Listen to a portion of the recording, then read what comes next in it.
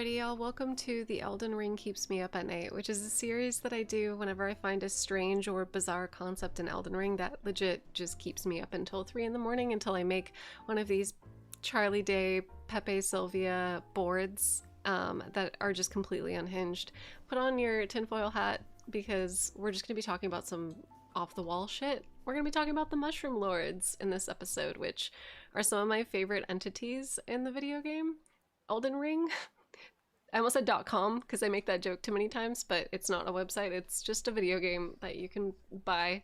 But Mushroom Lords, you can find this mushroom crown down in the Lake of Rot below LIURNIA, near, I want to say it's like in one of the little houses that's out on the far left, kind of over by where the dragon is located. It's either the one right by the entrance or it's the one over by the dragon Kindred guy, but this says, mushrooms found growing all over the body. These overgrown mushrooms form a towering headpiece. Raises attack power when something nearby suffers from poison or rot. Long ago, great lords served the scarlet rot. Perhaps such fungal bodies served as their crowns. I'm like totally burping just loudly into the mic. Please excuse me. We're having a moment. Anyway, what's interesting about these guys is that you can actually find them in the game. They're typically found kind of huddled up with tons of Kindred of Rot entities. If you go to the south end of the road in Caelid, you can find an old church, some old church ruins, not the Dragon Cathedral one. There's one that's just alongside the road, and a lot of men that are just covered in fungus are being guarded by like a ton of Kindred Rot that are all engaging in prayer. And these same Kindred of Rot can also be found down in the Grand Cloister.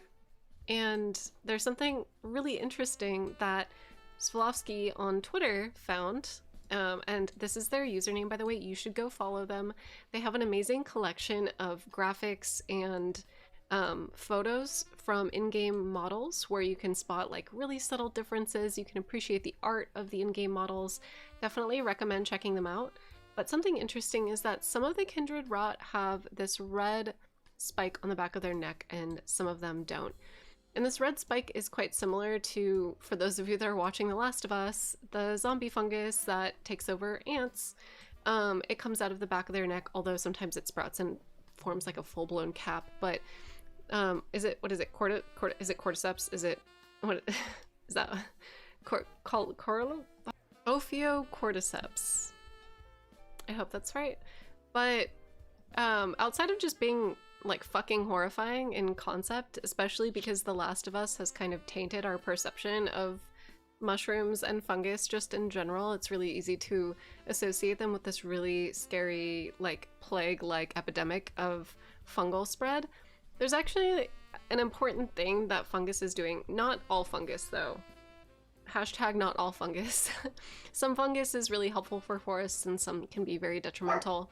There's a wide variety, and in Elden Ring, it seems that the forests and the mushrooms are actually used to break down organic matter, hence the word rot. But it seems that rot has kind of become a little bit unbalanced or unhinged given the state of just the overall world. We're dealing with like a post-apocalyptic, shattered of natural concepts kind of situation going on. Obviously, dust and death is sealed away. Death is sealed away, so therefore organic matter cannot rot, and it gets very complicated. I've talked about it in other videos before.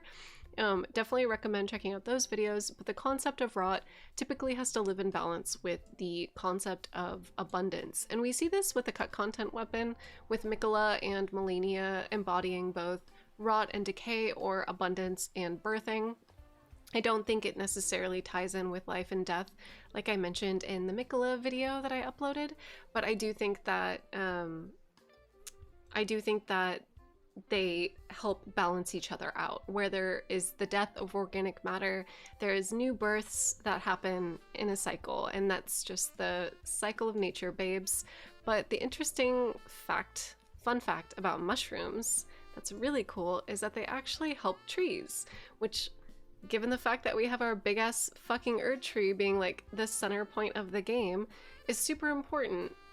Before the Elden Ring and like Queen Marika's age happened, or perhaps before Elden Stars crashed, or before this cycle of life and death was disrupted, tree roots that are connected to each other through various fungi allows trees to send and receive information and nutrients to surrounding trees. So trees actually use fungi to communicate with each other about their nutritional needs, lack of water, and more. This delicate communication system allows for smaller saplings to receive assistance from older and more seasoned trees in the forest. And it also helps trees understand their location relative to one another, since they like to leave wiggle room for each other's root systems. Something else that I forgot to mention in this video were these underground networks of filaments called hyphae. They use signals similar to that of the human nervous system, and recently Andrew Adamatsky at the University of the West of England studied the electrical impulses of mushrooms and found that mushrooms use a vocabulary of up to 50 quote-unquote words to communicate, or rather had electrical spikes that were very similar to the use of words in the human brain. Perhaps whatever vestiges of the original hyphae that were attached to the Erd tree are the mushrooms that are communicating the events of those who were given Erd tree burials. As you can see, a lot of the ghosts are surrounded by mushrooms in the game. This can also be them communicating the events of the dead. Maybe they decomposed a dead body nearby. Which is super fucking fascinating, and I love this because Deep Root Depths is such like a integral part of the game series, and the fact that the Lake of Rot is also in the underbelly of the tree I feel is extremely important to just the ecosystem of Elden Ring in general.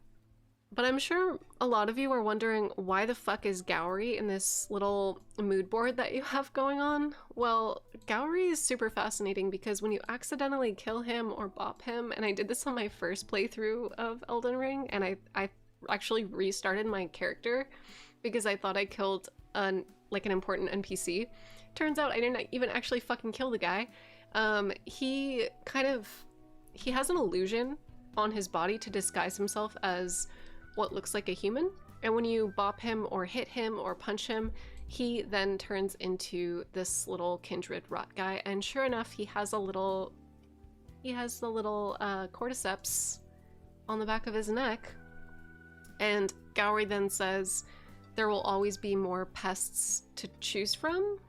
Wait, what's the actual dialogue he says? Hold on. Okay, there are countless pests to choose from. He also refers to the pests as witless in general, and doesn't seem to identify as one of their own. So it's very likely that his human form, or his actual form, is very much that of a mushroom lord. I'm willing to bet that he's using the cordyceps to communicate through these infected kindred soldiers, so that way he can then communicate with the tarnished on their journey without potentially being harmed. This allows him to respawn multiple times and allows him to effectively take control over the zombified Kindred rot boys, which is pretty fascinating. Another interesting fun fact is that a lot of the Kindred rot that are down in the Lake of Rot that are all praying and engaging in religious fervor seem to all have the little cordyceps on the back of their neck, and this leads me to believe that there's some kind of religious fervor that one experiences when they're possessed by the rot goddess, or the outer god of rot. Do I think that this is an inherently evil or bad or malicious thing? Not really. In the same way that I think that Miquella kind of resorting to mind control to subdue people to either help him or help Saint Trina help the feminine aspect of herself in the dream. It's complicated. I would say that if you were to have to choose between mind control and violence, I would hope that you would choose mind control, or like the lesser of the two evils in this circumstance. Gowry also shows a great deal of empathy. He understands that in order for Milicent to blossom or to become this outer god of rot, or this like Scarlet Aeonia, that she has to experience really severe betrayal and trauma in order to ascend or like transcend herself. And he actually cries about this, and he struggles with reconciling being able to do that.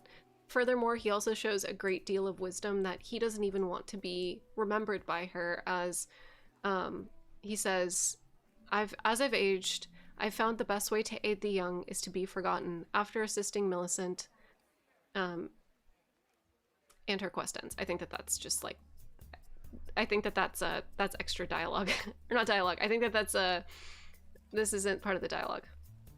I think those are the conditions for the next dialogue. Sorry, that's after. That's after. Okay, wait, just ignore that. Just ignore that. But he has a very calm disposition. He also has the upward turned facing palms, which is a mudra for grounding and enlightenment. I think that rot is a necessary evil. I wouldn't even call it evil. Rot is kind of like the sun setting, if that makes sense. We've already passed on and died, and our organic matter needs to decompose, and mushrooms assist with that. So it almost feels like a necessary end. So it's not something that feels good or feels heroic or seems like it's this agent of good. It's not like angels coming down from the heavens and tooting little horns or anything like that. I do think that they're an underrated good guy, despite what The Last of Us will tell you. That is to say, I do recognize, obviously, not all mushrooms are good for the ecosystem, and some mushrooms can actually cause premature rot.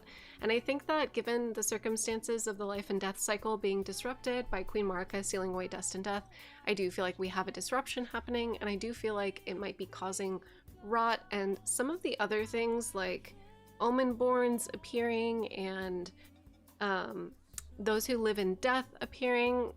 All of these kind of like heretical fringe groups that are cropping up are all a byproduct of this natural cycle of life and death being disrupted. I do like mushrooms though. All hail the little mushroom lords. I love them so much. They're so cool conceptually. I love the little cordyceps that we find on the Kindred rot. I also love this motif. I also love this motif of rotted dead matter sprouting new life and turning into the trees and the Miranda powder blossoms. I love this so much. I love the coloration of red and rot and decaying matter and abundance, the reincarnated or like the new energy being like this golden energy. I love this theme of Queen Marika attempting to create an eternal age of abundance and it failing. It's super fascinating.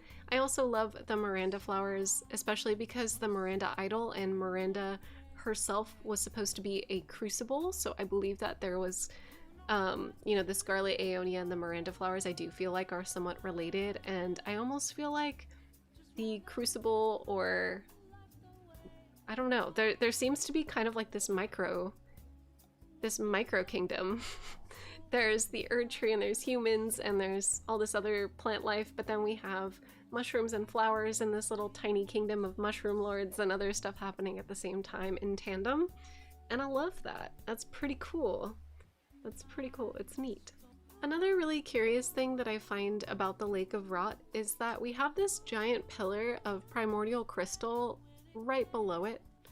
Right in the center of it. And there's this whole section of map on this side that is fully illustrated and rendered, but that we can't go and explore. And I want to see what's back there. I want to go.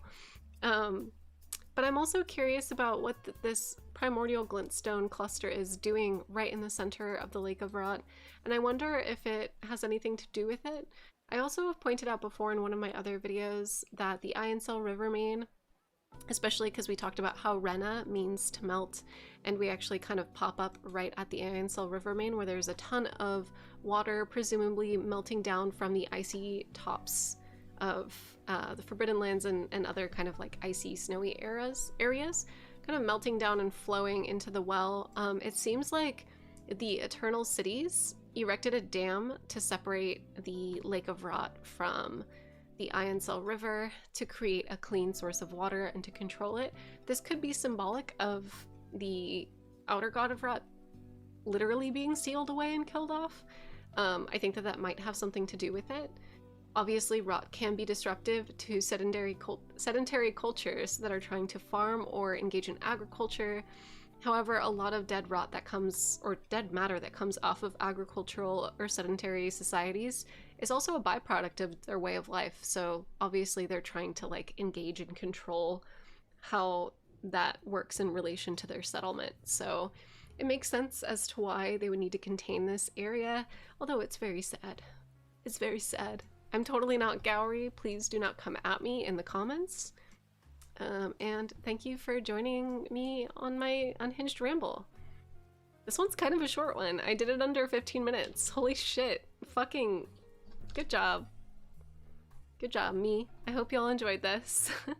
Go give Gowry a high five while he's going like this.